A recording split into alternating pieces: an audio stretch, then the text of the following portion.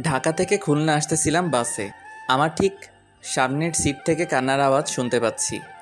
কান্নার আওয়াজ শুনে মনে হলো একটা মেয়ে কান্না করতেছে। পাশের সিটে একজন মধ্যবয়স্ক লোক বসা। আমার মনে একটু সন্দেহ হলো, কেননা টিভি নিউজে মাঝে মাঝে দেখি মেয়ে মানুষকে পাচার করে, রেপ করে, বিক্রি করে ইত্যাদি। আমি একটু ভালো করে কান পেতে শুনতেছিলাম। লোকটি মেয়েটাকে বলতেছে, চুপ কর সেমরি, চুপচাপ বইসা থাক। তোরে আমার আনাই ভুল হয়েছে। হালারে কত কইরা কইলাম এই সেমরি আমার লাগবো না, তাও তোরে আমারে দিয়া দিল। এখন চুপচাপ বইসা থাক, নইলে কিন্তু তোরে আবার দিয়ামু। তারপর মেয়েটা আস্তে আস্তে কান্না করতে লাগলো। একটু পর লোকটি আবার মেয়েটাকে বলতেছে, ওইনে যাইয়া ভালো মতো কাম করবি, নইলে কিন্তু তোরে ওরা মাইরা ফেলবে। আর এই বালের কান্নাকাটি বন্ধ কর, নইলে কিন্তু। এইবার আমি কনফার্ম হলাম এই মেয়েটা কোনো খারাপ লোকের পাল্লায় পড়ছে। বাস চলেছে আর আমি সময়ের অপেক্ষায় আছি, কখন মেয়েটার সাথে কথা বলা যাবে। বাস যখন মাওয়াঘাটে পৌঁছালো তখন মাওয়াঘাটে প্রচুর জ্যাম। কমপক্ষে 4 থেকে 5 ঘন্টা সময় লাগবে। আর ঘাটে যে ফেরি আছে ওইটা 1 ঘন্টা পর ছাড়বে। তার মানে আমরা পরে যে ফেরি আসবে সেই ফেরিতে যাওয়া লাগবে জ্যামের কারণে। বাসের ভিতর গরমের কারণে অনেক যাত্রী বাইরে বের হচ্ছে। কিছুক্ষণ পর ওই লোকটা বাইরে বের হলো। আমি এই রকমই একটা সময়ের অপেক্ষা করতেছিলাম। আমি মেয়েটার পাশের সিটে বসলাম, মেয়েটার দিকে তাকালাম। মেয়েটা বোরকা পরা, শুধু তার চোখটা দেখা যাচ্ছে। চোখটা রক্তের মতো লাল। অনেক কেঁদেছে মেয়েটা। আমি মেয়েটাকে বললাম, কোনো সমস্যা? মেয়েটা মাথা নাড়িয়ে না বলল। আমি বললাম, যদি কোনো সমস্যা থাকে বলতে পারেন। মেয়েটা কিছুক্ষণ চুপ থেকে বলল, সমস্যা বলে কি হবে, যে সমস্যার কোনো সমাধান নাই? আগে বলবেন তো, দেখি সমাধান করা যায় কি না। আমাকে বিক্রি করে দিছে খারাপ জায়গায়, সেখানে আমাকে নিয়ে যাওয়া হচ্ছে। আপনাকে কে বিক্রি করে দিয়েছে? আর আপনার পরিবার কোথায় থাকে? মেয়েটা বলল, আমার পরিবার বলতে কেউই নেই, আমি একটা এতিম মেয়ে। আর যারা আমাকে বিক্রি করছে তাদের আমি কাউকে চিনি না, কিন্তু তাদের মধ্যে একজন পুলিশ ছিল। এর মধ্যে ওই মধ্যবয়স্ক লোক চলে আসলো। আমি আস্তে করে আমার সিটে বসে পড়লাম। আমি ভাবতে লাগলাম, আমি কি মেয়েটাকে বাঁচাতে পারবো নাকি পারবো না। আমি যদি আবার কোনো সমস্যার ভিতর পড়ি। লোকটি মেয়েটাকে বলতেছে, আশেপাশে খাবার হোটেল নেই, আমি সামনে হোটেলে গিয়ে খাবার লইয়া আসি, আর তুই এইখানে বইয়া থাক, আমি আইতাছি। এই কথা বলে লোকটি চলে গেল। আমি আবার মেয়েটার পাশে গিয়ে বসলাম আর বললাম, এখন কি করবেন? মেয়েটা বলল, জানি না। আমি বললাম, বাঁচতে হলে একটা উপায় আছে। মেয়েটা বলল, কি উপায়? এখান থেকে পালাতে হবে। কিন্তু আমি পালিয়ে কোথায় যাব? আমার তো আপন বলতে কেউ নেই এই দুনিয়াতে। সেটা এখন ভাবার বিষয় না। কিন্তু আপনি আমাকে নিয়ে কোথায় যাবেন? সেটা পরে ভাবা যাবে।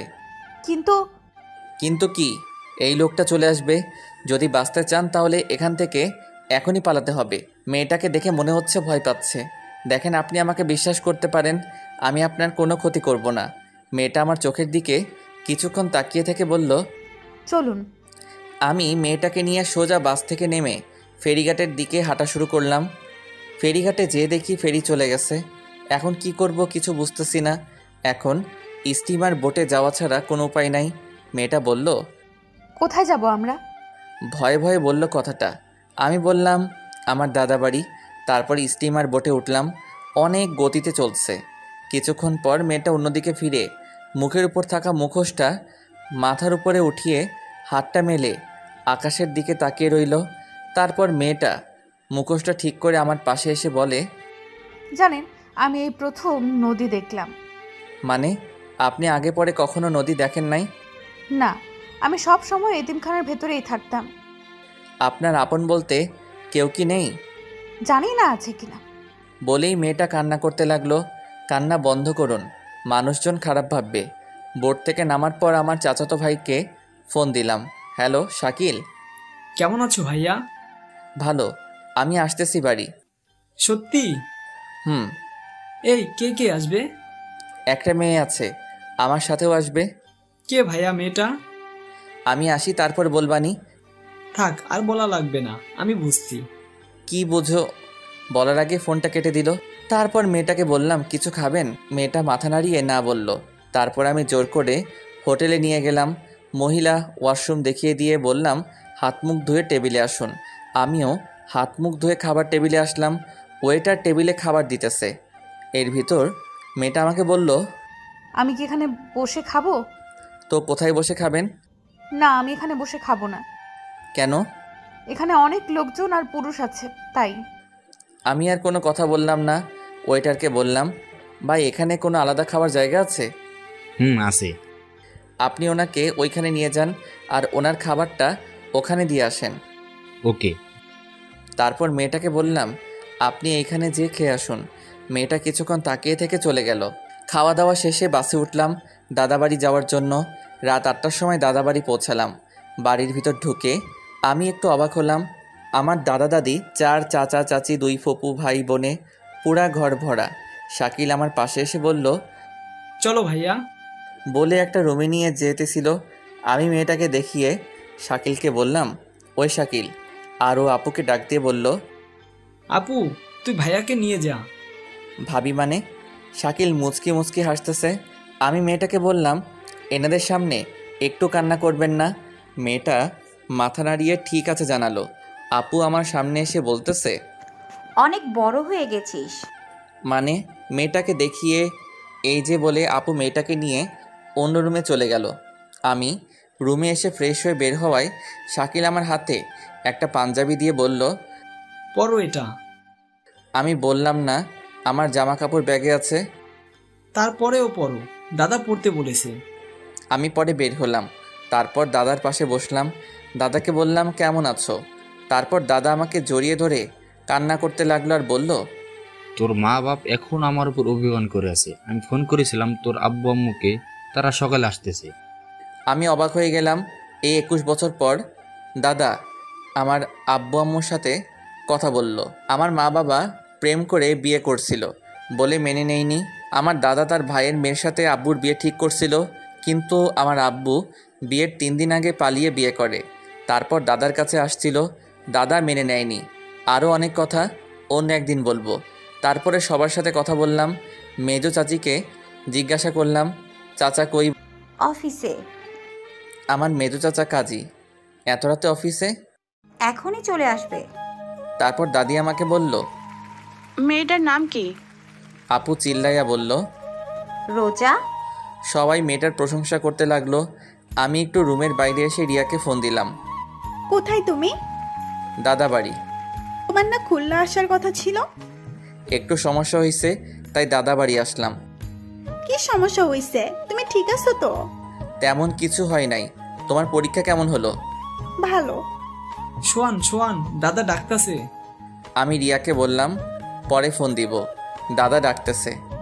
কাল আমার পরীক্ষা নাই, আজ সারা রাত কথা বলবো। আচ্ছা, আমি পরে ফোন দিচ্ছি। Okay, I love you. I love you too. Bye. Phone কেটে ফোনটা সাইলেন্ট করে রাখলাম। রুমের ভিতর এসে দেখি মেজো চাচা এসে পড়ছে। সবাই অনেক খুশি। আমাকে দেখে সবাই হাসতেছে। আমি দাদির পাশে বসলাম। দাদি বলল, কবুল বল। মানে? আরে লজ্জা পেতে হবে না। সবাই একসাথে হু হু করে হেসে উঠল। দাদি আবার বলল, কবুল বল। এই তোমরা চুপ করো। আমার মুখটা দাদির দিকে ফিরিয়ে দাদি বলল, কবুল বল। দাদি কবুল বলল মানে? তোর বিয়ে এখন, আর তুই কবুল বলবি না? আমার বিয়ে কার সাথে? কার সাথে? আবার রোজার সাথে। আরে এই মেয়েটারে তো আমি। তোর কিছু বলা লাগবে না, রোজা আমাদের সব বলেছে। তো তোর তো কিছুই বুঝি না। এখন তুই কবুল বলে এখানে সই কর। আর তুই যদি বিয়েটা না করিস, তোর আব্বু আম্মুকে আমি কোনোদিনও মেনে নেব না। আমি কিছুক্ষণ চুপ থেকে বললাম, রোজার সাথে আমার কিছু কথা আছে। ভাইয়া, আগে বিয়েটা কর, তারপর মন ভৈরা কথা বলো। সবাই কত হাসি খুশি। আমি যদি না বলি সবাই মনে কষ্ট পাবে। সাথে মা বাবাকে দাদা মেনে নেব না। আমি আমার আব্বুকে অনেক কাঁদতে দেখেছি দাদা দাদির জন্য। এখন বাবা মাকে বলেও যদি মেনে না নেই, তাহলে বাবা মা অনেক কষ্ট পাবে। কি করব কিছুই মাথায় আসতেছে না। কি হলো, কবুল বল। আমি আর কোনো কিছু না ভেবে 3 বার কবুল বলে সই করে দিলাম। আলহামদুলিল্লাহ। তারপর চাচা দাদা দাদি যে রুমে রোজা, সেই রুমে গিয়ে রোজা সই নিল। তারপর খাওয়া দাওয়া করে শাকিল বলল, ভাইয়া এই রুমে চলো তো। আমি রুমে গেলাম। রুমের জানালা দিয়ে দেখলাম একটা লাল শাড়ি পরা একটা মেয়েকে অন্য রুমে নিয়ে যাচ্ছে। কিছুক্ষণ পর দাদা আর দাদি আসলো, এসে আমাকে একটা রুমের সামনে নিয়ে গেল। রুমের ভিতর ঢুকিয়ে দরজাটা বাইরে থেকে বন্ধ করে দিয়ে হাসতে হাসতে চলে গেল দাদা দাদি। আমি রুমটা দেখে অবাক হলাম, এত সুন্দর করে রুমটা সাজানো হয়েছে। সারা রুমে মোমবাতি, পুরা বিছানাটা ফুল দিয়ে সাজানো হয়েছে। রুমের ভিতর একটা খাট, একটা টেবিল, টেবিলের উপর এক গ্লাস দুধ, এর 2 সেট জামা কাপড় আছে, একটা আমার একটা হয়তো রোজার। আমি রুমে ঢোকার শব্দ শুনে রোজা খাট থেকে নেমে এসে আমার পা ধরে বসে রইল। আমি কি করব কিছুই বুঝতেছি না। আমি ওর 2 ডানা ধরে রোজাকে দাঁড় করালাম আমার সামনে। ইয়া বড় ঘুমটা দেওয়া। রোজা আমার হাত ধরে টেবিলের কাছে নিয়ে গেল, নিয়ে দুধের গ্লাসটা আমার হাতে দিল। আমি গ্লাসটা হাতে নিয়ে বললাম, আমার কিছু কথা আছে। রোজা বলল, শুনবো, সব কথা শুনবো। আগে দুধটা খান, অর্ধেক খান কিন্তু। আমি রোজার পাশে দাঁড়িয়ে দুধটা মুখ লাগিয়ে খাচ্ছি। অর্ধেকের বেশি খাওয়ার সাথে সাথে রোজা একটু উঁচু হয়ে হাত ধরে দুধের গ্লাসটা মুখের থেকে 2 আঙ্গুল দূরে সরিয়ে রেখে বলল, অর্ধেক খেতে বলছি না? আমার হাত এখনো ধরা। আমি ওর দিকে তাকিয়ে আছি। ঘুমটার আড়ালে শুধুমাত্র ওর ঠোঁটটা দেখা যাচ্ছে, ঠোঁটের নিচে ছোট একটা তিল, যা ও ঠোঁটের সৌন্দর্যকে আরও বাড়িয়ে দিচ্ছে। আমি আস্তে আস্তে দুধের গ্লাসটা রোজার হাতে দিলাম। রোজা দুধটা খেয়ে আবার আমার হাত ধরে খাটের কাছে নিয়ে গেল। আমি খাটের এক পাশে বসে রোজাকে অন্য পাশে বসতে বললাম। ও এখনও ঘুমটা দেওয়া। চুপচাপ 2 জন বসে আছি। নীরবতা ভেঙে আমি বললাম, কি থেকে কি হয়ে গেল, তাই না? কিন্তু আল্লাহ যা করে ভালোর জন্যই করে। আপনাকে কিছু কথা বলার ছিল। বলেন। আমি একজনকে ভালোবাসি। 4 বছরের সম্পর্ক আমাদের। আমার বাবা মা জানে। ওর পরীক্ষা চলতেছে, পরীক্ষা শেষ হলে আমাদের বিয়েটা হওয়ার কথা ছিল, কিন্তু আপনার সাথে বিয়েটা হয়ে গেল। আপনি তো না বলতে পারতেন। কিন্তু এই কারণে আপনাকে আমার বিয়ে করা লাগছে। আমি কিছুদিন পর আপনাকে ডিভোর্স দিয়ে দিব। রোজা একটু হেসে বলল, বিয়েটা হতে পারলো না, এরই মধ্যে ডিভোর্স? আমি কিছুক্ষণ চুপ থেকে বললাম, আপনি চিন্তা করবেন না, আমি আপনার থাকা খাওয়ার একটা ব্যবস্থা করে দিব। আপনি আমাকে একবার দেখেন তো। দেখে কি হবে? থাক, দেখা লাগবে না। আপনার আর কিছু বলার থাকলে বলতে পারেন। বলার মতো কথা অনেক আছে, কিন্তু অধিকার নাই। কথা বলতে কোনো অধিকার লাগে না। একটা কথা বলবো, রাখবেন? এই কথাটাই অধিকার আছে। রাখবেন কিনা বলেন? বলেন। আপনি আমাকে নাম ধরে ডাকবেন আর তুমি করে বলবেন। শুধু এইটুকু? হুম। আচ্ছা, এবার আপনি ঘুমান। আবার আপনি? সরি, এবার তুমি ঘুমাও। আপনি কি করবেন? মুস্কানের সাথে একটু কথা বলল। এই মুস্কানকে? আরে বললাম না, আমার প্রেমিকার কথা। ওর নাম মুস্কান। ও। তা ঘুমাও তুমি।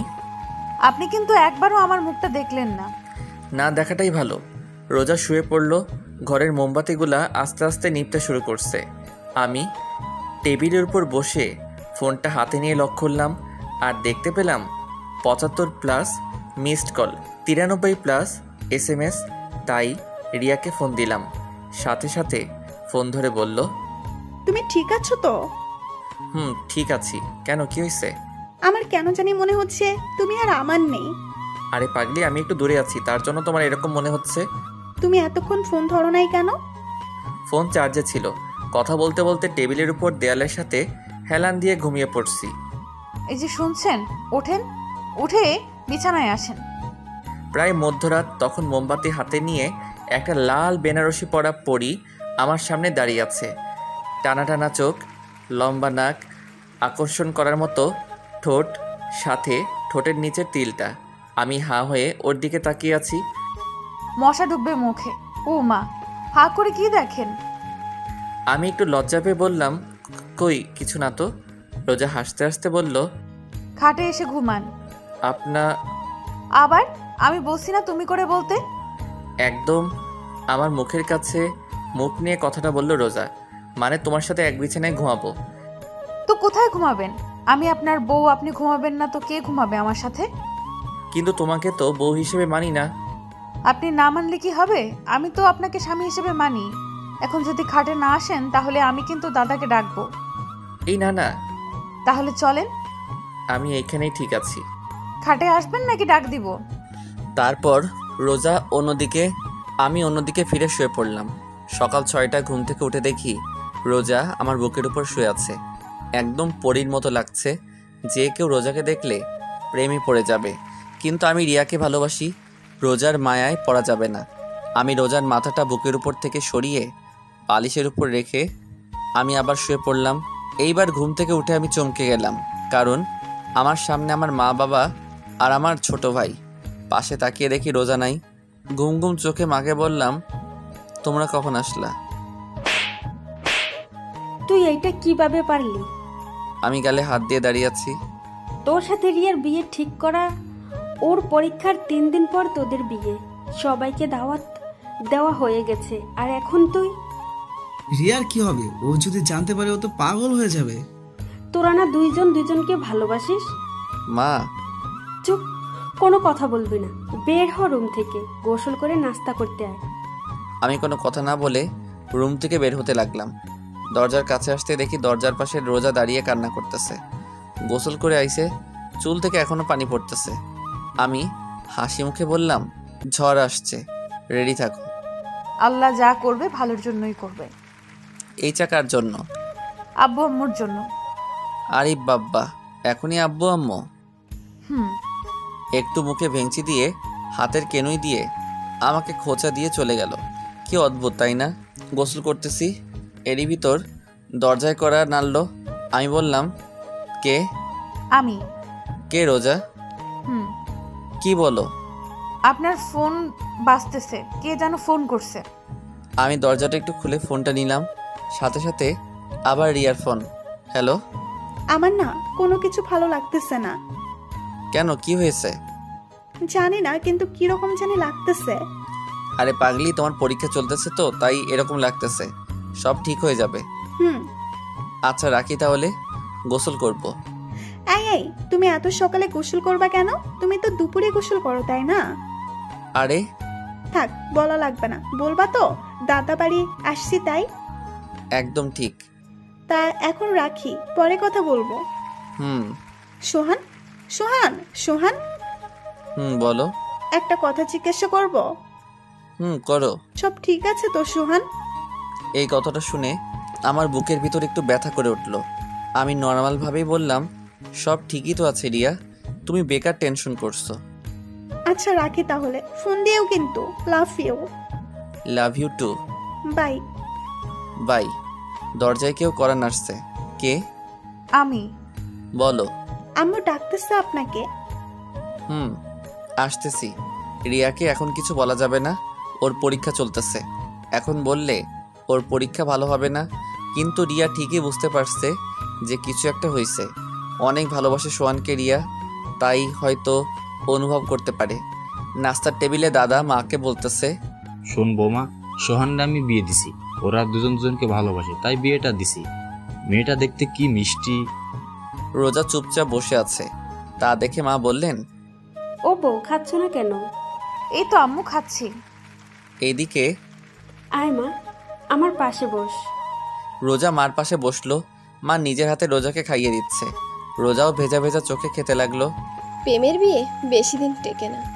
মীরা প্রতিবেশী দরজায় সামনে দাঁড়িয়ে কথাটা বলল। এই তুই চুপ কর, এই বিয়ের সাক্ষী আমি তুমি। দেখো বৌমা, সোহানার রোজা কোনোদিনও আলাদা হবে না। কেন আলাদা হবে? এরকম একটা মিষ্টি মেয়েই তো আমার চাই। একটু বাইরে বের হলাম, ঘোরাফেরা করে বাসায় আসার সাথে রোজা বলল, কোথায় ছিলেন এতক্ষণ? আমি কোনো কথা না বলে রুমে এসে মার কাছে গেলাম। মা, কিছু কথা আছে তোমার সাথে। বল। রোজাকে আমি বাসে। রোজা আমাকে সব বলেছে। বাসে দেখা হয়েছে, ও এতিম। তোর দাদা ভাবছে তুই রোজাকে পালিয়ে নিয়ে আইছিস, তাই তোদের বিয়ে দিয়ে দিছে, এই তো। তো এখন কি করব? কি করবি মানে? বলছিলাম কি ডিভোর্স ডিভোর্স দিবি মানে? আমাদের বংশের ডিভোর্স, তালাক নামে কোনো শব্দই নাই। মা, আমি রিয়াকে ভালোবাসি। আমি রিয়ার মাকে ফোন করে বলে দিছি আমার ছেলের অন্য জায়গায় বিয়ে হয়ে গেছে। মা, তুমি? মা কান্না করে দিয়ে বলল, দেখ সোহান, তোর আর রোজার বিয়েটা হয়ে গেছে, এখন তুই রিয়াকে ভুলে যা। তোর দাদার কথা শুনিস নাই? তোদের দুজনের জন্য এই বিয়েটা হচ্ছে। যা হবার তা হয়ে গেছে, এখন থেকে তুই রোজাকে ভালোবাসবি। অসম্ভব বলে চলে আসছিলাম, দরজার সামনে রোজা দাঁড়ানো। আমি পাশ কেটে বাইরে বের হয়ে রিয়াকে ফোন দিলাম। রিসিভ করে কোনো কথা বলতেছে না। রিয়া, রিয়া, কান্নার আওয়াজ শোনা যাচ্ছে। রিয়া, হুম, কথা বলো না কেন? কেন করলা এটা আমার সাথে সোহান? রিয়া, আমার কথাটা শুনো। কেমনে পারলা তুমি এটা করতে? রিয়া শুনো। কোনো কারণ আমি জানতে চাই না। অনেক ভালোবাসি সোহান তোমাকে, অনেক ভালোবাসি। তোমার বুকে অন্য কেউ মাথা রেখে ঘুমাবে আমি ছাড়া, আমি কোনোদিনও ভাবতে পারি নাই। তুমি সকালে আমাকে বললা সব ঠিক আছে। হ্যাঁ, সব ঠিকই আছে, কাল আমাকে একবার দেখতে এসো। কেমন আর সাথে নতুন বউকে নিয়ে আসবা। রিয়া, রাখি তাহলে। ফোনটাও কাটে নাই, ওর কান্নার আওয়াজ শোনা যাচ্ছে। আমি বললাম লাভ ইউ রিয়া। একটু জোরে কান্না করে কেটে দিল। কিছুক্ষণ পর ইমন ফোন দিছে। হ্যালো। কিরে মামা, বিয়ে করলি? টেরও পেলাম না। তুই জানলি কি করে? এলাকায় সবাই জানে মামা। তা তোদের তো কয়েকদিন পর বিয়ে হওয়ার কথা ছিল, তাই না? হুম। মনে হয় রিয়া এই বিয়েটা তাড়াতাড়ি করাইছে, তাই না? রিয়া তোর অনেক ভালোবাসে দোস্ত, কোনো সময় কষ্ট দিবি না। আমি এইবার কাঁদতে শুরু করলাম। কিরে, কি হয়েছে সোহান? দোস্ত, রিয়ার সাথে বিয়ে হয় নাই। মানে? ইমনকে সব খুলে বললাম। দোস্ত তুই চিন্তা করিস না, সব ঠিক হয়ে যাবে। হুম। আমি তোরে পরে ফোন দিচ্ছি। বাসায় আসলাম, খাটে বসা মাত্র রোজা রুমে এসে বলল, কিছু লাগবে? না। রোজার হাতে মার সোনার চুড়ি, যে একসময় মা রিয়াকে দেবে বলে কিনেছিল মা। রোজা আমার পাশে বসলো। আপনি কোনো চিন্তা করবেন না, আমাকে ডিভোর্স দিয়ে রিয়া আপুকে আপনি বিয়ে করলেন। আমি হাসতে হাসতে বললাম, আমার অধিকার পাও নাই? তা কি হইছে? বাড়ির আর সবার কাছ থেকে তো নিজের অধিকার নিয়ে নিচ্ছ। মানে? মানে আর কি, যাও বের হও রুম থেকে। রিয়া চলে গেল। আমি চোখ বুজে শুয়ে শুয়ে ভাবতেছি কি থেকে কি হয়ে গেল। আমার সাজানো জীবনটা এক নিমিষে উল্টাপাল্টা হয়ে গেল। অনেক রাগ হচ্ছে রোজার উপর। কিছুক্ষণ পর রোজা রুমে আসলো। ও হয়তো ভাবছে আমি ঘুমিয়ে পড়ছি। পাশে বসে আমার কপালে একটা চুমু দিল। আমার রাগের পরিমাণটা আরও বেড়ে গেল। আমি উঠেই রোজার গালে ঠাস ঠাস। তোর সাহস কি করে হলো এটা করার? রোজা ভয় পেয়ে আমার থেকে একটু দূরে সরিয়ে দাঁড়িয়ে বোবা কান্না করতেছে। ফর্সা গালে আমার আঙুলের ছাপ স্পষ্ট দেখা যাচ্ছে। তোরে বলছি না আমার থেকে দূরে দূরে থাকবি? রোজা কোনো কথা বলতেছে না, চুপচাপ কান্না করতেছে। এরই মধ্যে মা রুমে ঢুকলো। কি হয়েছে, এত চিল্লাচিল্লি করছিস কেন? এ কি রোজা, তুই কান্না করতেছিস কেন? তোর গালে এটা কিসের দাগ? নে আম্মু। মা আমার কাছে এসে বলল, রোজাকে মারছিস তুই? কেন মারছিস? মা এবার আমার গালে পড়ছে। আমার রাগটা আরও বাড়তে লাগলো। মা, এই একটা মেয়ের জন্য তুমি? ও শুধু একটা মেয়ে না, ও আমাদের বাড়ির বউ। বউ বউ বউ আর ভালো লাগে না মা। ভালো লাগবে আনে। আসেন ভাত খাইতে। রোজা মা, তুই আমার সাথে আয়। মা, আমি খুলনা যাব। তোর সাথে পরে কথা বলবো।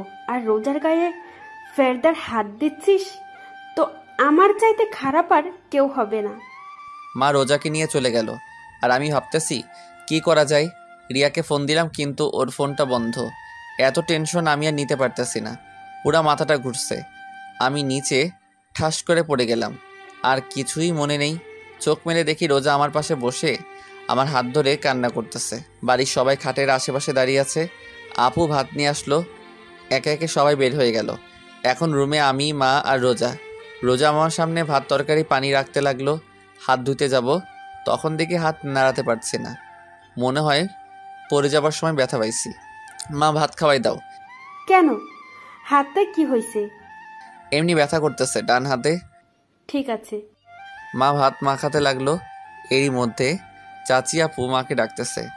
কি? তোমাদের দাদা ডাকতেছে। খাওয়ানো শেষ হলে আসতাছি, তুই যা। চাচি, তুমিও না, তোমার পোলার এখন বউ আছে, আর বউ থাকতে তুমি ওরে খাওয়াইয়া দাও। মা কিছু একটা ভেবে রোজাকে বলল, নে বাটটা খাইয়া দে, তারপর ঔষধ খাইয়া দিস। মা চুপচাপ খা, না হলে না খাইয়ে থাক। মা চলে গেল। অনিচ্ছা থাকা সত্ত্বেও রোজার হাতে ভাত খেতে হলো। তারপর রিয়াকে ফোন দিলাম কিন্তু বরাবরের মতো ফোনটা বন্ধ। রাতে আমি আগে থেকে রুমে শুয়েছিলাম। রোজা এসে আমার পাশে শুয়ে পড়ল। আমি একটু নর্মালভাবে জিজ্ঞাসা করলাম, তোমার অতীত সম্পর্কে বললা না? রোজা আমার দিকে ফিরল, ওর চোখের পানি গাল বেয়ে পড়তেছে। খালি কান্না করে মেয়েটা। খুব মায়া হলো ওর প্রতি। নিজের অজান্তে আমার হাত দিয়ে ওর চোখের পানি মুছে দিলাম। ও করুণ চোখে আমার দিকে চেয়ে আছে। আমি একটু হেসে বললাম, তোমার অতীতটা কি আমি জানতে চাই। কি হয় তুমি এতিমখানা থেকে ওদের কাছে গেলে? আমার যখন 2 বছর বয়স তখন আমার বাবা মারা যায়। আমার মামারা মার অন্য জায়গায় বিয়ে ঠিক করে, কিন্তু মার সাথে যার বিয়ে ঠিক হয় সে আমাকে মেনে নেবে না। তাই মা এক প্রকার বাধ্য হয়ে আমাকে এতিমখানায় রেখে আসে। এইসব কথা আমাকে এতিমখানায় যে খালা রান্না করতো সে বলছে। বুঝলাম। তা তুমি ওই লোকদের কাছে কিভাবে গেলে? এতিমখানার মালিক মারা যাওয়ার পর কিছু বড় বড় নেতার চোখ পড়ে এতিমখানায়। এখানেই নাকি মার্কেট হবে। এতিমখানায় যত লোক ছিল তাদের মধ্যে শুধু আমিই বড় ছিলাম, আর সবাই ছোট ছোট। সবাইকে আলাদা আলাদা এতিমখানায় শিফট করা হয়, কিন্তু একটা পুলিশ আমাকে ওই লোকটার কাছে বিক্রি করে দিছে। তারপর আপনার সাথে দেখা। বলে কান্না করতে লাগলো। তোমাকে বলছি না এই কান্নাকাটি একদম আমার সামনে করবা না। ও কান্না থামিয়ে বলল, আপনি রিয়া আপুকে বিয়ে করেন, কিন্তু আমারে তাড়ায় দিবেন না। আপনার ঘরের এক কোনায় একটু জায়গা দিয়েন। আপনি তো জানেন আমার থাকার কোনো জায়গা নাই। আমি কি বলবো কিছুই মাথায় আসতেছে না। আচ্ছা ঠিক আছে, তুমি ঘুমাও তাহলে। আমি বারান্দায় এসে রিয়াকে ফোন দিলাম, কিন্তু ফোন এখনো বন্ধ। আমি এসে বিছানায় শুয়ে পড়লাম। রাত 4:30 ফোনের আওয়াজে ঘুম ভাঙে। চোখ মেলে তাকিয়ে দেখি রোজা আমাকে জড়িয়ে ধরে শুয়ে আছে। ওর গরম নিঃশ্বাস আমার গলার ওপর পড়তেছে। রোজাকে না সরিয়ে ফোনটা রিসিভ করলাম। ইমন ফোন দিছে। হ্যালো, কিরে দোস্ত, এত রাতে কিছু হয়েছে? দোস্ত রিয়া। কি হয়েছে রিয়ার? রোজাকে ধাক্কা দিয়ে সরিয়ে উঠে বসলাম। রোজা করুণ চোখে আমার দিকে চেয়ে আছে। দোস্ত রিয়া সুসাইড করেছে। মানে কি? দোস্ত অবস্থা খুব খারাপ।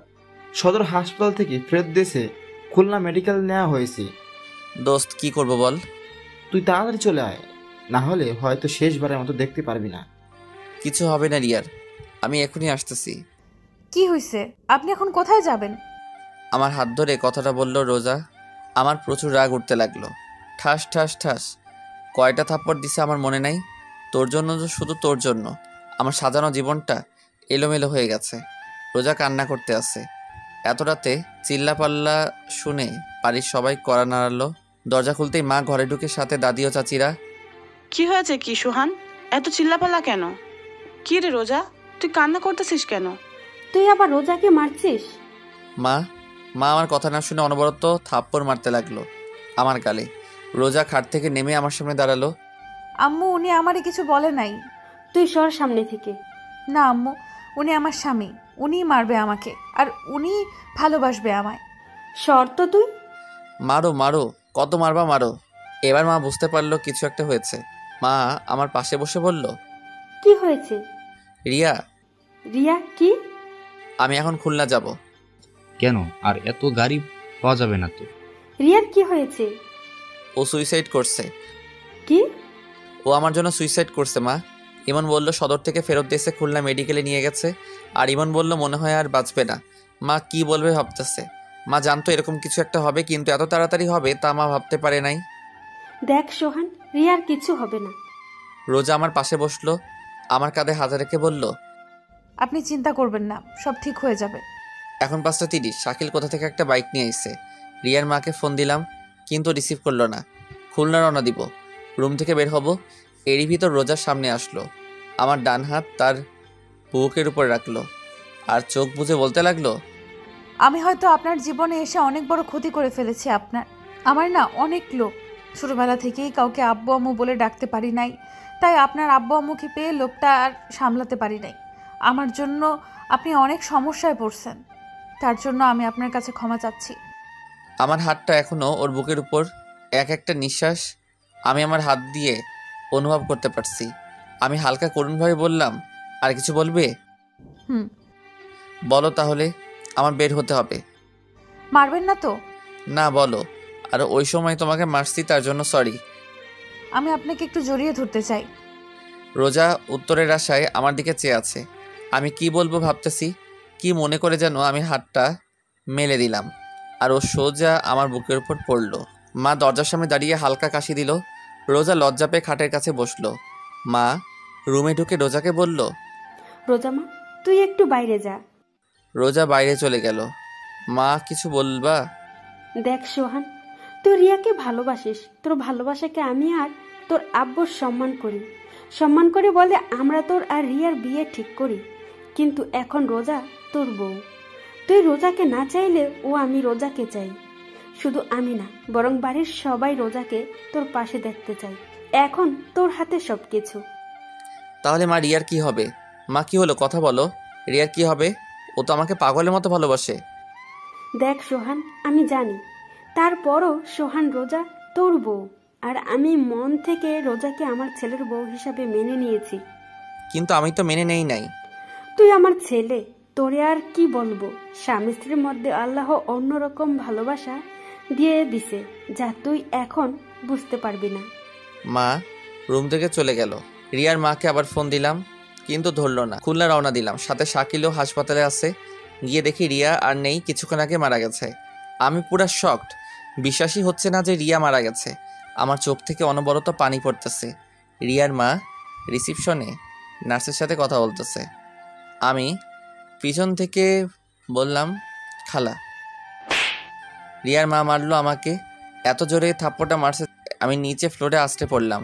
ঠোঁট ফেটে গেছে, রক্ত পড়তেছে। শাকিল এসে আমাকে দাঁড় করালো। খালা রিয়া কোনো কথা বলতেছে না, নীরবে কান্না করতেছে। মা চলো। রিয়ার মা কাঁদতে কাঁদতে রিয়ার ভাইয়ের পিছু পিছু চলে গেল। আমি কান্না করতেছি না, কিন্তু আমার চোখ থেকে পানি পড়তেছে। রিয়ার মার পিছু পিছু চলতে লাগলাম। তারা একটা অ্যাম্বুলেন্সে উঠতে লাগলো। আমি দৌড়ে অ্যাম্বুলেন্সের পাশে গেলাম। খালা রিয়া। তোর ওই পাপি মুখে রিয়ার নাম আর নিস না। খালা। ঠাস করে অ্যাম্বুলেন্সের দরজাটা বন্ধ করে তারা চলে গেল। আমি বসে পড়ে চিৎকার করে কান্না করতে লাগলাম। রিয়া নাই, আমার বিশ্বাসই হচ্ছে না, মনে হয় একটা দুঃস্বপ্ন। ঘুম ভাঙলে সব ঠিক হয়ে যাবে। শাকিল মাকে ফোন করে বলে দিছে রিয়া মারা গেছে। একটা নার্স আসলো, আমার কাছে এসে বলল, আপনার নাম কি সোহান? আমি মাথা নাড়িয়ে হ্যাঁ বললাম। নার্স একটা ভাঁজ করা কাগজ আমার কাছে দিল। এটা কি? যে পেশেন্টটা কিছুক্ষণ আগে মারা গেছে তার লেখা চিঠি। আমি কাগজটা হাতে নিয়ে বললাম, আপনি কোথায় পেলেন? পেশেন্ট যখন মৃত্যুসজ্জায় ছিল তখন তার মার কাছে কাগজটা দিয়েছিল আর বলেছিল এটা সোহানকে দিতে, কিন্তু পেশেন্ট মারা যাওয়ার পর পেশেন্টের মা কাগজটা ডাস্টবিনে ফেলে দেয়। আমি ডাস্টবিন থেকে উঠিয়ে আমার কাছে রেখে দিই, আর আপনাকে দেখে মনে হলো আপনিই সোহান, তাই দিলাম। আমি কান্না করতে করতে বললাম, ধন্যবাদ আপনাকে। আর একটা কথা, মেয়েটা মারা যাওয়ার সময় অনেক মিনতি করেছে তার মায়ের কাছে, বাবার কাছে আপনাকে দেখার জন্য। আমি আর কি বলবো, আমার মনে হয় না যে রিয়া মারা গেছে। হাসপাতালের বাইরে বসে আছি, পাশে শাকিল, ইমনের অপেক্ষায় আছি। ইমন আসলো, ওকে জড়িয়ে ধরে কান্না করতে লাগলাম।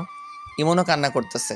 রিয়ার বাসায় গেলাম, কিন্তু রিয়ার আব্বু ঢুকতে দেয় নাই আমাকে। আমি, শাকিল আর ইমন রিয়ার ঘরের বাইরে দাঁড়িয়ে আছি। আমি ননস্টপ কান্না করতেছি, কি থেকে কি হয়ে গেল, তাই না? আস্তে আস্তে রিয়ার বাড়ির ভিতর লোকজন বাড়তে লাগলো। প্রায় লোকজন আমাকে ঘৃণার চোখে দেখতেছিল। নানান মানুষ নানান কথা বলতেছিল আমাকে। মসজিদ থেকে লাশের খাট আনা হয়েছে, কিছুক্ষণের মধ্যে রিয়াকে শেষ গোসল করাতে নিয়ে যাবে। আমার কিছু বন্ধু আমাকে বাজে ভাষায় গালাগালি দিতে লাগলো। ওরা কেউ বিশ্বাস করতে পারছিল না যে রিয়া সুইসাইড করছে, তাও আমার জন্য, যেখানে কিছুদিন পর আমাদের বিয়ে হওয়ার কথা ছিল। আর আজ মসজিদের মাইকে এহেলান দিতেছে যে রিয়ার নামাজের জানাজা বাদ জোহরে নামাজের পর হবে। রিয়ার আব্বু বাড়ির সামনে দাঁড়িয়ে আছে, যেন আমি ভিতরে ঢুকতে না পারি। পুলিশ আসছিল লাশ নিয়ে যেতে, ময়না তদন্ত করার জন্য, কিন্তু রিয়ার আব্বু তার মেয়ে শরীর কাটাছেঁড়া করতে দেবে না বলে পুলিশকে অনেক টাকা খাওয়াইছে। রিয়ার আম্মু বাইরে আসছে। আমি দৌড়ে তার কাছে গেলাম আর বললাম, খালা, রিয়াকে শেষবারের মতো একবার দেখতে দিন। রিয়ার আম্মু কান্না করতে করতে বলল, তুই আমার মেয়েকে দেখতে পারবি না। আমার মেয়ে তোরে শেষবার দেখার জন্য তড়পাইছে, আকুতি মিনতি করছে, কিন্তু তোরে দেখতে পায় নাই, তাই তরেও দেখতে দিব না। তুইও তড়পাবি, আজীবন আফসোস করবি যে শেষবার তুই রিয়ার মুখটাও দেখতে পাসনি। আমি রিয়ার মার পা ধরে কান্না করতে লাগলাম। রিয়ার বড় ভাই এসে রিয়ার মার কাছ থেকে নিয়ে আমাকে বাইরে বের করে দিল। ওদের বাসার মধ্যে কান্নার রোল পড়ে গেছে। ঘর থেকে রিয়ার লাশ বাইরে বের করা হচ্ছে, শেষ গোসল করাতে নিয়ে যাচ্ছে। আর দেখতে পাবো না রিয়াকে, ভালোবাসি বলবে না আমায়। পরীক্ষা দিয়ে আইসে রিয়ার কিছু বান্ধবী, ওরাও আমাকে অনেক আজে বাজে কথা শোনাইয়া গেল। আমি কোনো কথাই বলতেছি না, সব কিছু অন্ধকার অন্ধকার লাগতেছে আমার কাছে। মসজিদের মাইকে আবার এহলান দিল জানাজার বিষয়। আমার মা আর রোজা আইসে রিয়ার বাসায়। আমার সামনে থেকে বাসার ভিতর ঢুকলো। আমি বাইরে দাঁড়িয়ে দেখতেছি। রোজা আমার কাছে আসতে চাইছিল, কিন্তু মা ওকে হাত ধরে বাসার মধ্যে নিয়ে গেল। কিছুক্ষণ পর মা বের হলো ভেজা ভেজা চোখে, আমায় বলল বাসায় চল। আমি চুপচাপ, কোনো কথা বলতেছি না, শুধুমাত্র চোখ থেকে পানি পড়তেছে। রোজার পাশে যে বললাম, আল্লাহ যা করেন ভালোর জন্যই করে, তাই না? শুধুমাত্র তোমার ভালোই দেখলো তোমার আল্লাহ, আর কারো ভালো দেখালো না। রোজা কোনো কিছু না বলেই কান্না করতে লাগলো। মা আবার বলল, বাসায় চল। মা রিয়াকে একবার দেখব। আর কাউকেই দেখতে দিবে না। আর মেয়েদের লাশ আপন লোক ছাড়া পরপুরুষকে দেখতে দেয় না। ওর মামারে দেখতে দেয় নাই। আমি আর কোনো কথা বললাম না, কারণ এসব নিয়মকানুন আমি জানি। আমার বুক ফেটে কান্না আসতেছে। রিয়াকে শেষবার দেখতে পারবো না। মার সাথে আমাদের বাসায় আসলাম। কিছুক্ষণ বাসায় বসে উজু করে নামাজে গেলাম। নামাজ শেষে মসজিদের বাইরে এসে দাঁড়ালাম জানাজার জন্য। মসজিদের বাইরে আগে থেকে রিয়ার লাশ রাখা ছিল। একে একে 3 কাতারে জানাজার নামাজ শুরু হলো। জানাজা শেষে দাফন করার পর আর বাসায় যাইনি। সারাটা দিন ইমনের সাথে ছিলাম। রাত 1টার সময় বাসায় আসলাম। ডুপ্লিকেট চাবি দিয়ে ঘরে ঢোকার সাথে সাথেই দেখলাম সবাই হলরুমে বসে আছে। আমি কোনো কথা না বলে সোজা আমার রুমে আসতে যাব, তখনই মা বলল, ভাত খাবি না? না, খিদা নাই বলে রুমে চলে আসলাম। শুয়ে শুয়ে ভাবতেছি রিয়ার মৃত্যুর জন্য কাকে দোষ দিব, আমাকে, রোজাকে, মাকে, নাকি রিয়া নিজেই দায়ী। রিয়া আমাকে একবারও বোঝার চেষ্টা করলো না। আজ অনেক একা একা লাগতেছে নিজেকে।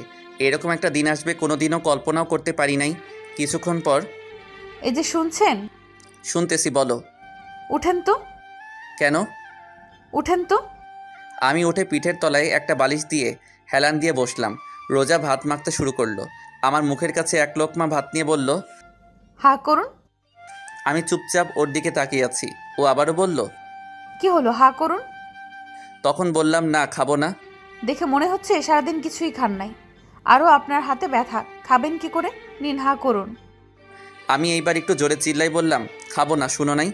আওয়াজ শুনে মা রুমের ভিতরে আসলো। এসে রোজাকে বলল, তোরা বলছি না ও খাবে না? ওর জন্য তুইও সারাদিন না খাইয়া রয়েছে। তুই খাইয়া ঘুমাইয়া পড়। আর সোহাগ, রোজারে যেন মারা টারা হয় না। বলে দরজাটা আটকিয়ে চলে গেল। রোজাও ভাত না খেয়ে হাত ধুয়ে বিছানায় শুয়ে পড়ল। কি অদ্ভুত, তাই না? ও আমার জন্য না খেয়ে বসে আছে। রিয়ার কথা ভাবতে ভাবতে ঘুমিয়ে পড়লাম। সকালে রোজার ডাকে ঘুম ভাঙে। চা হাতে নিয়ে দাঁড়িয়ে আছি। চাটা হাতে নিলাম। 1 চুমুক খাওয়ার পরেই রোজা জিজ্ঞাসা করলো, চা কেমন হয়েছে? আমি মাথা নাড়িয়ে ভালো বললাম। আমি নিজেকে অনেক নর্মাল রাখার চেষ্টা করতেছি, যদি কেউ বুঝতে না পারে আমার ভিতর থেকে কি চলতেছে। মানুষের ভালো করতে যে নিজের আপন মানুষকে হারালাম, আর রোজা পেল আপন মানুষ। আমার কাছে মনে হয় এই রোজার জন্য সব কিছু হয়েছে। না ওর সাথে আমার দেখা হতো, না ওর জন্য আজ এই দিন দেখতে হতো। রোজা রোজা রোজা, কি করব ওকে? আমার মাথায় কাজ করতেছে না। ফ্রেশ হয়ে নাস্তা না করে বাসা থেকে বের হতে যাব, এর মধ্যে রোজা আমার সামনে এসে দাঁড়ালো আর বলল, কোথায় যান? নাস্তা করবেন না? না। ও আমার হাত ধরে নাস্তার টেবিলে নিয়ে যেতে লাগলো। আমার এত পরিমাণ রাগ হলো যে ওর গালে ঠাস ঠাস করে 2টা থাপ্পড় দিয়ে দিলাম। রোজা আমার হাত ছেড়ে দিয়ে ছলছল চোখে আমার দিকে চেয়ে আছে। তুই এই বাড়ির বউ, আমার বউ না, এই কথাটা সবসময় মনে থাকে যেন। চলে আসার সময় মা রুমের দিকে তাকিয়ে দেখি মা আরও আমার দিকে চেয়ে রইছে। বাইরে বের হয়ে দেখি রিয়ার ছোট ভাই বাসার গেটের সামনে দাঁড়িয়ে আছে, হাতে একটা ব্যাগ নিয়ে। ওর পাশে যেয়ে দাঁড়ালাম। ও নিচের দিকে চেয়ে আছে। কিছু বলবি আরিয়ান? ও তখন কাঁদতে কাঁদতে আমাকে জড়িয়ে ধরলো। কিছুক্ষণ পর ছেড়ে দিয়ে ব্যাগটা আমার হাতে দিল। আমি হাতে নিয়ে বললাম, কি এতে?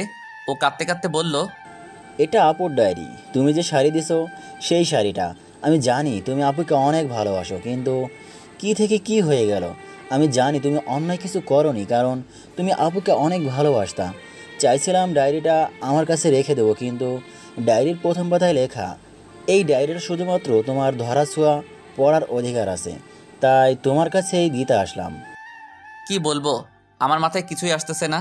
আমি ওকে জড়িয়ে ধরে কান্না করতে লাগলাম আর বলতে লাগলাম, তুই আমারে মাফ করে দিস। আজ আমার জন্য তোর বোন। তুমি কোনো কিছু করো নাই, আমি জানি। বলে দৌড়াতে দৌড়াতে চলে গেল আরিয়ান। পিছন থেকে অনেক ডাক দিছিলাম, কিন্তু ফিরল না। ব্যাগটা হাতে নিয়ে ইমনের বাসায় গেলাম। যে দেখি ও এখন ঘুমে। ডাক দেওয়ার সাথে সাথে উঠে বসলো আর হাসি মুখে বলল, কিরে মামা, এত সকাল সকাল? এমনি আসলাম। সারাটা দিন ওর সাথে ঘুরলাম, কারণ নিজেকে ব্যস্ত রাখার চেষ্টা করতেছি। রিয়ার কথা যেন মনে না পড়ে, মনে পড়লে কান্না আসে। কেন ও আমাকে রেখে চলে গেল? ও কি আমাকে একটু বিশ্বাস করতো না? রিয়ার কথা যেন মনে না পড়ে, তাই নিজেকে ব্যস্ত রাখতেছি। রাত 11টার দিকে বাসায় আসলাম। দরজায় টোকা দেওয়ার সাথেই দরজা খুলে দিল। রোজা হয়তো আমার অপেক্ষায় ছিল। ভিতরে ঢুকে রুমের দিকে যাচ্ছিলাম, এর মধ্যে রোজা বলল, হাত মুখ ধুয়ে আসুন, আমি টেবিলে ভাত দিচ্ছি। আমি বাইরে থেকে খেয়ে আসছি, এখন আর খাবো না। রোজার দিকে তাকিয়ে দেখি ও করুণ চোখে আমার দিকে চেয়ে আছে। রুমে যে ব্যাগ থেকে ডায়েরিটা বের করে আলমারির ভিতর রাখলাম, আর শাড়িটা টেবিলের উপর রাখলাম। ছাদে এসে বসে রইছি। রিয়ার চিঠি আর ডায়েরি আমি এখনও পড়ি নাই, কারণ ভয় পড়ি নাই, না জানি কি লিখছে। হয়তো আমার উপর ওর যত অভিমান আছে সেটা লিখছে। চোখ থেকে পানি পড়তেছে, আর মনে মনে বলতেছি, রিয়া কেন তুমি আমাকে একবারও বোঝার চেষ্টা করলে না? এই কি তোমার ভালোবাসা রিয়া? আমি এখন একা একা কেমনে থাকবো? জিন্দা লাশ হয়ে বেঁচে আছি আমি। আরও কিছুক্ষণ বসে থেকে রুমে আসলাম। রুমে ঢোকার সাথে সাথে আমার মেজাজটা চরমে উঠে গেল, কারণ রিয়ার শাড়ি রোজা পরছে, হাসি মুখে রোজা আমার দিকে চেয়ে আছে। আমি ওর সামনে যেয়ে বললাম, এই শাড়ি তোমাকে কে পরতে বলছে? রোজা আমার কথার উত্তর না দিয়ে বলল, কেমন লাগছে আমাকে? এইবার আর নিজের রাগটা আর কন্ট্রোল করতে পারলাম না। ঠাস ঠাস থাপ্পড় দিয়ে বললাম, তুই এই শাড়ি পরছিস কেন? ও কাঁদতে কাঁদতে বলল, আমি মনে করছি এটা আমার জন্য আনছেন। তোর জন্য আনবো? হা হা হা, কে তুই? কি হইস তুই আমার, যে তোর জন্য আমি শাড়ি কিনে আনবো? রোজা চুপচাপ দাঁড়িয়ে কান্না করতেছে। আমি আবারও বললাম, শাড়ি খোল। কী হলো, শাড়ি খোল। ও তারপরেও চুপচাপ দাঁড়িয়ে আছে আর কান্না করতেছে। আমি এক প্রকার জোর করে ওর শরীর থেকে শাড়ি খুলে নিলাম। রোজা এখনও দাঁড়িয়ে কান্না করতেছে। অন্য একটা শাড়ি বের করে ওর দিকে ছুঁড়ে মেরে রিয়ার শাড়িটা টেবিলের উপর রেখে আমি ঘুমিয়ে পড়লাম। সকালে দরজায় কড়া শুনে ঘুম থেকে উঠে দেখি রোজা আমার পায়ের উপর ওর মাথা দিয়ে ঘুমিয়ে আছে। ঘড়িতে তাকিয়ে দেখি 11টা বাজে। তাড়াতাড়ি দরজা খুললাম। দরজা খুলে দেখি মা দাঁড়িয়ে আছে। মা আমাকে ধাক্কা দিয়ে রুমে ঢুকতে বলল, রোজা কই? মা বিছানার দিকে তাকিয়ে দেখি রোজা শুয়ে রয়েছে। মা রোজার পাশে বসে রোজাকে ডাক দিল। রোজার কোনো সারা শব্দ নাই। এক অজানা আশঙ্কা ভর করলো মনের ভিতর, রোজার কোনো কিছু হয়ে গেল না তো? মা তারপর তাড়াতাড়ি ডাক্তারকে ফোন দিল, কারণ রোজা অজ্ঞান হয়ে পড়ে আছে। মা আমার পাশে এসে বলল, রোজাকে মারছিস? আমি কোনো কথা বলতেছি না, চুপচাপ বসে আছি। মা যা বোঝার বুঝে নিয়েছে। মা এবার বলতে শুরু করলো, আর কত কষ্ট দিবি মেয়েটাকে? 2 দিন না খেয়ে আছে তোর জন্য। যদি কষ্টই দিবি তাহলে কেন ওকে বাঁচাইলি? সোহান, যে চলে গেছে তার জন্য নিজে তো কষ্ট পাইতাছিস আর অন্যকেও কষ্ট দিতাছিস। আর কত সোহান, তুই যদি ওকে মেনে না নিস তাহলে এখনই ওকে গলা টিপে মেরে ফেল। মা রোজার কাছে চলে গেছেন মানে আমার রুমে, আর আমি হল রুমে বসে আছি। কি করব ভাবতেছি। দরজায় কেউ কড়া নাড়লো। খুলে দেখি ডাক্তার। রোজাকে দেখে বলল, না খাওয়ার কারণে শরীর দুর্বল হয়ে গেছে, তাই অজ্ঞান হয়ে গেছে, কিছুক্ষণের মধ্যে জ্ঞান ফিরে আসবে বলে ডাক্তার চলে গেল। মা রোজার পাশে বসে রোজার মাথায় তেল পানি দিতে লাগলো। আমি পাশে বসে দেখতেছি কি মায়াবী চেহারা, যে কেউ রোজাকে ভালোবাসতে চাইবে। আমি ভালোবাসতাম, কিন্তু আমার সবটা জুড়ে আছে শুধু রিয়া। রোজার জ্ঞান ফিরল, চেয়ে দেখে মা আর আমি পাশে বসে আছি। রোজার জ্ঞান ফিরছে দেখে মা খাবার আনতে গেল। আমি রোজার দিকে চেয়ে আছি আর রোজা আমার দিকে। মা খাবার নিয়ে রুমের ভিতরে ঢুকলো। রোজার পাশে বসে ভাত মাখতে শুরু করলো। এরই মধ্যে রোজা বলল, আম্মু আমি ভাত খাবো না। কেন খাবি না? তোমার ছেলেও তো না খেয়ে আছে। কে বলছে যে আমি না খেয়ে আছি? কে বলবে? আমি বলছি আমার উপর রাগ করে তো আপনি বাসায় খান না। থাক, ওর সাথে কথা বলা লাগবে না, তুই হা কর মা। মা রোজাকে কথাটা বলল। না আম্মু, আমি খাবো না। তুই না খেলে তো তোর শরীর আরো খারাপ হয়ে যাবে মা। ওনাকে বলেন উনি টাইম টু টাইম বাসায় খাবে আর আমাকে এখন খাওয়ায় দেবে, তাহলে আমি খাবো। মা আমার দিকে চেয়ে আছে। আমি মাকে ইশারায় বলল, বাটটা খাইয়া দে। মা আমি পারবো না। চুপচাপ খাইয়া দে, আমি বাইরে থেকে ঔষধ নিয়ে আসতাছি। বলে মা ভাতের প্লেটটা আমার হাতে দিয়ে চলে গেল। আমি বার কি করব? অনিচ্ছা থাকা সত্ত্বেও চুপচাপ খাইয়া দিতে লাগলাম। খাওয়া শেষে মা রুমে আসলো। আমি উঠে বাথরুমে চলে গেলাম। বাথরুমে ঢুকে কান পেতে শুনতে লাগলাম বাইরে মা আর রোজা কি কথা বলে। তুই ওর জন্য কেন শুধু শুধু নিজেকে কষ্ট দিস? আম্মু আমার জন্য আজ উনি ওনার ভালোবাসার মানুষের চিরতরে হারায় ফেলছে। কেন শুধু শুধু নিজেকে দোষ দিচ্ছিস? রিয়ার মৃত্যুর জন্য তোর আর সোহানের কোনো হাত নাই, এটা নিয়তি, এটাকে মেনে নিতে হবে। আম্মু ওনার মনে অনেক কষ্ট, কিন্তু উনি প্রকাশ করে না। তা আমি জানি, তার জন্য তুই নিজেকে কষ্ট দিবি না আম্মু, আমি শুধু ওনার কষ্টের ভাগটা নিতে চাই। আস্তে আস্তে সব ঠিক হয়ে যাবে, ধৈর্য ধর। বলে মা চলে গেল। আমি বাথরুম থেকে বের হয়ে রোজার পাশে যেয়ে বসলাম। রোজা বলল, কিছু বলবেন? তোমার যদি কিছু হয়ে যেত? কি আর হতো, মরে যেতাম। চুপ। আমি জানি আপনার সবটা জুড়ে শুধু রিয়া আপু আছে, আমি না, রিয়া আপুর জায়গাটা নিতে চাই না। শুধু আপনার পায়ের নিচে একটু জায়গা দিয়ে, কারণ এইখানে আমার বেহেস্ত, আমার জান্নাত। আমি কোনো কথা না বলে বাসার বাইরে চলে আসলাম। রাস্তায় হাঁটতেছি আর ভাবতেছি কি করব। দুপুরবেলা মা ফোন দিয়ে বলল তাড়াতাড়ি বাসায় আসতে। বাসায় যেয়ে সবাই একসাথে খাওয়া দাওয়া করলাম। রোজার দিকে চেয়ে দেখলাম ওর মুখে প্রাপ্তির হাসি। কিছুক্ষণ বাসায় বসে আবার বাইরে বের হলাম। গন্তব্য ইমনের বাসা। ইমনের বাসায় যেয়ে দেখলাম ইমন নেশা করতেছে। মানে আমিও আগে করতাম একটু একটু, কিন্তু রিয়া আমার জীবনে আসার পর আর কোনোদিন ছুঁয়ে দেখিনি। আজ ইমনকে খেতে দেখে আমারও খেতে ইচ্ছে করলো। ইমনের পাশে বসলাম। কিরে মামা, খাবি? দে খাই, অনেক দিন তো খাই না। ইমনের সাথে মদ খেতে শুরু করলাম, সাথে গাঁজাও।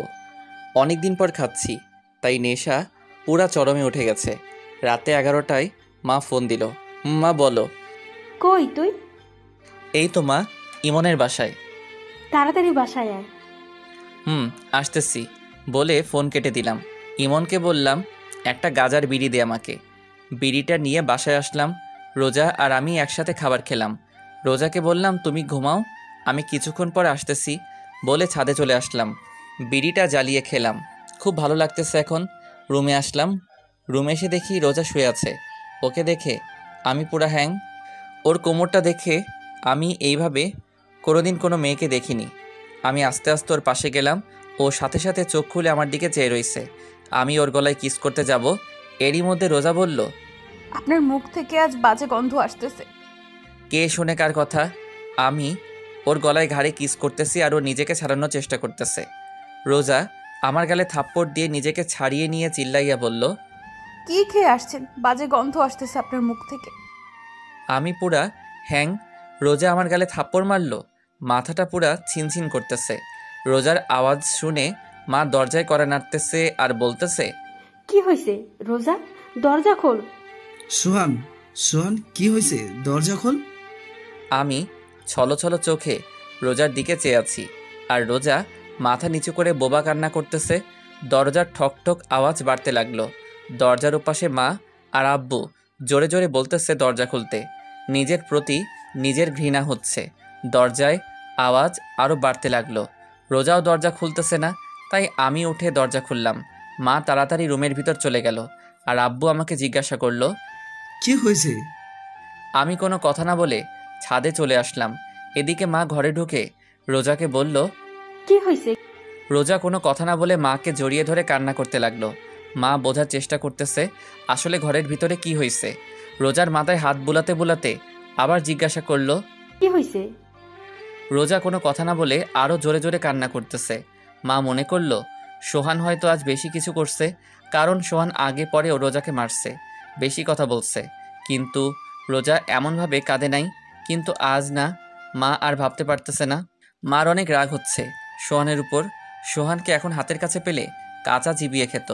এদিকে আমি ভাবতেছি কি করতে যাচ্ছিলাম রোজার সাথে আমি নেশার ঘরে, কিন্তু তারপরেও রোজা আমার গায়ে হাত দিবে আমি কোনোদিনও ভাবতে পারি নাই।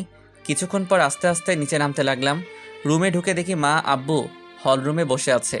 মার রুমের দিকে চেয়ে দেখলাম রোজা মার রুমে বিছানার উপর বসে আমার দিকে চেয়ে কান্না করতেছে। তখন মা আমার সামনে এসে বলল কি হয়েছে সোহান? কানে কি কম শুনিস? কি হয়েছে বল। আমি কোনো কথা না বলে রুমের দিকে যেতে লাগলাম। তখনই আব্বু আমার ঘাড়ে হাত দিয়ে তার দিকে আমাকে ঘুরিয়ে ঠাস ঠাস করে 2টা থাপ্পড় মারল। আমি এইবার অবাক হলাম, কেননা আমার আব্বু আমার গায়ে আমার জানা মতে কোনোদিন হাত দেয় নাই, কিন্তু আজ রোজার জন্য আমার গায়ে হাত দিল। আমাকে মারছে দেখে রোজা রুম থেকে দৌড়ে বের হয়ে আমাকে জড়িয়ে ধরে বলতে লাগলো আমার স্বামীকে কেউ আমার জন্য মারবেন না। আমি রোজাকে ছাড়িয়ে নিয়ে বললাম আজ তোমার জন্য আমার আব্বু আমার গায়ে হাত দিল, আরও কত কিছু দেখার বাকি আছে আল্লাহই জানে বলে রুমে চলে আসলাম। আমার পিছন পিছন মা আর রোজা রুমে ঢুকলো। মা আমাকে বলতে লাগলো দেখ সোহান, এভাবে চলতে থাকলে কেউ ভালো থাকবে না, না তুই না রোজা না আমরা, বাকিটা তোর হাতে বলে মা রুম থেকে চলে গেল। রোজা দরজা লক করে আমার পা জড়িয়ে ধরে কান্না করতে লাগলো আর বলতে লাগলো আমাকে আপনি মাফ করে দিন, বিশ্বাস করেন আমি আপনাকে মারতে চাইনি, আমাকে মাফ করে দিন। বলে হাউমাউ করে কান্না করতে লাগলো। আচ্ছা ঠিক আছে, তুমি ঘুমিয়ে পড়ো। ও তারপরেও আমার পা ধরে কান্না করতে লাগলো। আমি রোজাকে ডানা ধরে ওকে উঠিয়ে বললাম, যাও ঘুমিয়ে পড়ো, রাত অনেক হয়েছে। ও যে গালে আমাকে মারছে, ওই গালে আলতো করে হাত দিয়ে বলল, সত্যি মাফ করেছেন তো? আমি ওর হাতটা গাল থেকে সরিয়ে বললাম, মাফ করছি, আর তুমিও আমাকে মাফ করে দিও। আসলে আমি একটু নেশা করছিলাম তো, তাই ওই টাইমে মাথা ঠিক ছিল না। কি, আপনি নেশা করছেন কেন? ভালো লাগছে করছি, যাও ঘুমিয়ে পড়ো। কেন করছেন আগে সেটা বলেন। এক কথা কিন্তু বারবার বলতে ভালো লাগে না, যাও ঘুমিয়ে পড়ো। রোজা আর কোনো কথা না বলে মাথা নিচু করে বিছানায় যে শুয়ে পড়ল, আর আমি রিয়ার চিঠিটা বের করে পড়তে লাগলাম। প্রিয় সোহান, তুমি যখন এই চিঠিটা পড়বে তখন হয়তো আমি থাকবো না, চিরদিনের জন্য মিশে যাব মাটির সাথে। আচ্ছা, আমি মরে গেলে তুমি কি কষ্ট পাবে? কষ্ট পাবে, কারণ তুমি আমাকে ভালোবাসো। সত্যিই কি তুমি আমাকে ভালোবাসো সোহান? বড্ড জানতে ইচ্ছে করে। অনেক স্বপ্ন ছিল তোমার বউ হবার, আমার কি পুরা কপাল, স্বপ্নই থেকে গেল। সোহান, একটা মেয়ের সবচাইতে দামি জিনিস কি জানো? মেয়ের স্বামীর ভালোবাসা। আমি চাইলেই তোমাকে আমার করে নিতে পারতাম, কি পারতাম না? কিন্তু একজনের স্বামীকে তার কাছ থেকে কেড়ে নিয়ে নিজেকে সুখী করতে পারবো না। আবার তোমাকে অন্য কারোর সাথে দেখবো, এটাও আমি মেনে নিতে পারবো না। অনেক কথা বলা ছিল তোমাকে, কিন্তু বলার না, কারণ তোমাকে আর কষ্ট দিতে চাই না। আমি কিছুক্ষণ আগে বিষ খেয়েছি, অনেক কষ্ট হচ্ছে আমার সোহান, অনেক কষ্ট হচ্ছে। তোমাকে খুব দেখতে ইচ্ছে করছে সোহান। আচ্ছা সোহান, কবুল বলার সময় তোমার কি একটি বারও আমার কথা কি মনে পড়ে নাই? আজ বড্ড জানতে ইচ্ছে করছে, আজ তোমার কাছ থেকে ভালোবাসা প্রমাণ নিতে ইচ্ছে করছে। আমাকে ক্ষমা করে দিও সোহান, তোমাকে না জানিয়ে চলে যাচ্ছে না ফেরার দেশে। ইহকালে তোমাকে পেলাম না তো কি হয়েছে, পরকালে খুব করে চেয়ে নেবো তোমাকে আল্লাহর কাছ থেকে। আচ্ছা সোহান, আমাকে কি তোমার মনে পড়বে কখনো? বড্ড জানতে ইচ্ছে করে। যদি কোনোদিন আমাকে অনুভব করতে মন চায়, তাহলে তখন চোখ বন্ধ করে তোমার হৃৎপিণ্ড বারবার হাত রেখে ওইখানে খুঁজে পাবে আমায়। যদি কোনোদিন আমাকে অনুভব করতে মন চাই তোমার, তাহলে চোখ বন্ধ করে তোমার হৃৎপিণ্ড বরাবর হাত রেখো, ওইখানে খুঁজে পাবে আমায়। এটি তোমার রিয়া। চিঠিটা পড়ে কান্না আসতেছে, অনেক কান্না আসতেছে। বিছানার দিকে চেয়ে দেখি রোজা আমার দিকে চেয়ে আছে আর কান্না করতেছে। রোজাকে বললাম, কান্না কেন করতেছো? রোজা আমার সামনে এসে হাঁটু ভাঁজ করে আমার সামনে বসলো, আর আমি সোফায় বসা আমার হাতটা ধরে বলতে লাগলো, আপনার কষ্টের ভাগটা দেবেন। আমি ছলো ছলো চোখে রোজার দিকে চেয়ে আছি, আর রোজা আমার দিকে চেয়ে আছে উত্তরের আশায়। আমি কোনো কথা না বলে আস্তে আস্তে সোফার উপর মাথাটা এলিয়ে দিলাম। কখন যে ঘুমিয়ে পড়ছি খেয়ালই করিনি। সকালে ঘুম ভাঙার পর দেখি রোজা আমাকে জড়িয়ে ধরে ঘুমিয়ে আছে। এইটুকু সোফার উপর কি দুইজন ঘুমানো যায়? রোজা আমার শরীরের উপর ঘুমানো, কি মায়াবী চেহারা ওর। ভালোবাসা চাই আমার কাছ থেকে। আমি আদৌ রোজাকে ভালোবাসতে পারবো কি না সন্দেহ হয়। কি অদ্ভুত জীবন আমার, যাকে ভালোবাসলাম তাকে তো পেলাম না, আর যাকে চিনি না জানি না তাকেই পেলাম। কি করব আমি এখন? সব কিছু অন্ধকার লাগতেছে। আমার কাছে মনে হয় আমার জীবনটা এখানেই থেমে গেছে। রোজাকে সরিয়ে দিয়ে ঘুম থেকে উঠে ফ্রেশ হয়ে নাস্তা করে বাইরে বের হলাম। চলতি পথে রিয়ার মার সাথে দেখা আমার দিকে এমন ঘৃণার চোখে তাকালো যেন আমি রিয়াকে গলা টিপে মেরে ফেলেছি। রাস্তায় কিছুক্ষণ ঘোরাঘুরির পর দুপুরবেলা বাসায় আসলাম।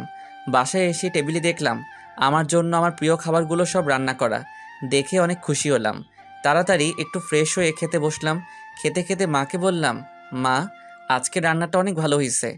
আজ রোজা রান্না করেছে। তুই কি কি পছন্দ করিস আমার কাছে জেনে রান্না করছে। আমাকে তো রান্নাঘরে ঢুকতেই দেয় নাই।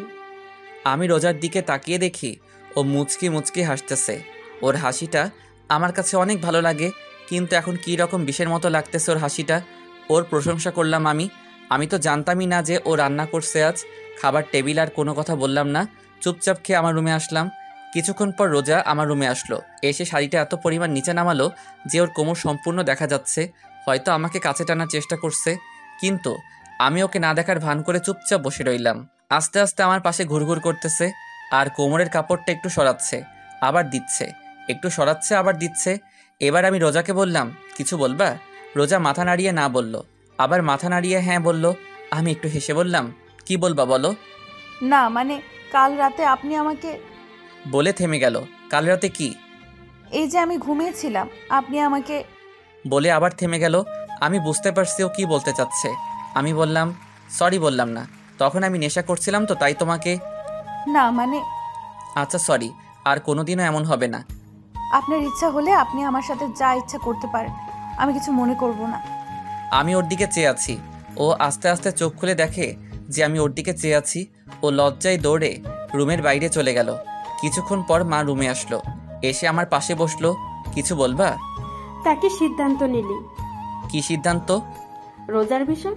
দেখ সোহান, মেয়েটা অনেক ভালো, চেহারাও ভালো, সব দিক দিয়ে ঠিক আছে। তাহলে তোরা রিয়ার যেদিন বিয়ে হবার কথা ছিল ওদিন তোর আর রোজার আবার বিয়ে হবে, কেননা সবাইকে দাওয়াত দেওয়া হয়ে গেছে।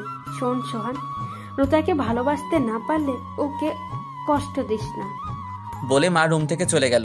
আর আমি ভাবতেছি সবাই রোজার কষ্টটা বোঝে, কিন্তু আমার মনটা যে হাহাকার করতেছে রিয়ার জন্য সেটা কেউ দেখে না। বিকেলবেলা আব্বু আমার রুমে আসলো। কি রে বাবা, কি করিস? কিছু না, এই তো বসে আছি। থাপ্পড়টা জোরে লাগছিল তাই না? আরে আব্বু তুমিও না? কালকের ব্যাপারটা কিছু মনে করিস না। আসলে আমাদের কোনো মেয়ে নেই তো, তাই রোজকে এইভাবে কাঁদতে দেখে মাথা ঠিক ছিল না। তুই কিছু মনে করিস না বাবা। না আব্বু, আমি কিছু মনে করি নাই। তা বাইরে আয়, বৌমা পায়েস রান্না করছে, আয় একসাথে খাবো। চলো আব্বু। তারপর সবাই একসাথে পায়েস খেলাম। মা আমাকে বললো রোজাকে নিয়ে আমার খালা বাড়ি আর মামা বাড়ি থেকে ঘুরে আসতে।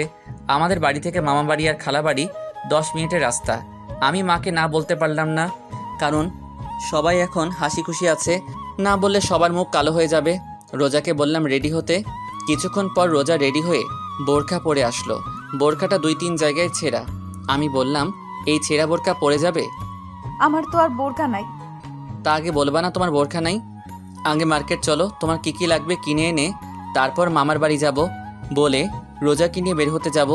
এরই মধ্যে মা সামনে এসে আমার বাইকের চাবি আমার হাতে দিল। আমি মায়ের দিকে জিজ্ঞাসার দৃষ্টিতে তাকিয়ে রইলাম। মা বলল, মনে আছে বাইক কেনার সময় কি বলছিলি যে আমি বিয়ে করব তখন বাইকে করে আমার বউকে নিয়ে ঘুরবো, এর আগে আমি বাইক চালাবো না। তা এখন তো বউ আছে, বউকে নিয়ে বাইরে ঘুরতে যাচ্ছ না তো বাইকে নিয়ে যাও। বলে মা আমার হাতে কিছু টাকা দিয়ে চলে গেল।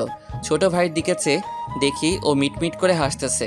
নিজের উপর নিজের রাগ হচ্ছে কেন যে ওই দিন এই কথা বলতে গেলাম। বাইক নিয়ে বের হলাম। এলাকার সবাই আমাদের দিকে চেয়ে আছে একটু ঘৃণার চোখে। বন্ধু বান্ধব তো আমার সাথে কথাই বলে না, শুধুমাত্র ইমন ছাড়া। মার্কেটে এসে কেনাকাটা করে আবার বাসায় আসলাম।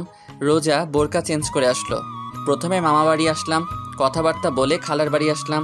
খালার বাসায় কিছুক্ষণ বসে বাসার দিকে রওনা দিলাম। রোজাকে আজ অনেক হাসি খুশি লাগতেছে। রোজা সবার সাথে এমনভাবে কথা বলছে মনে হয় এনারা সবাই রোজার সাথে যুগ যুগ ধরে পরিচয় আছে। বাসায় আসলাম, এসে হাত মুখ ধুয়ে বিছানায় শুয়ে শুয়ে ভাবতেছি রিয়ার কথা।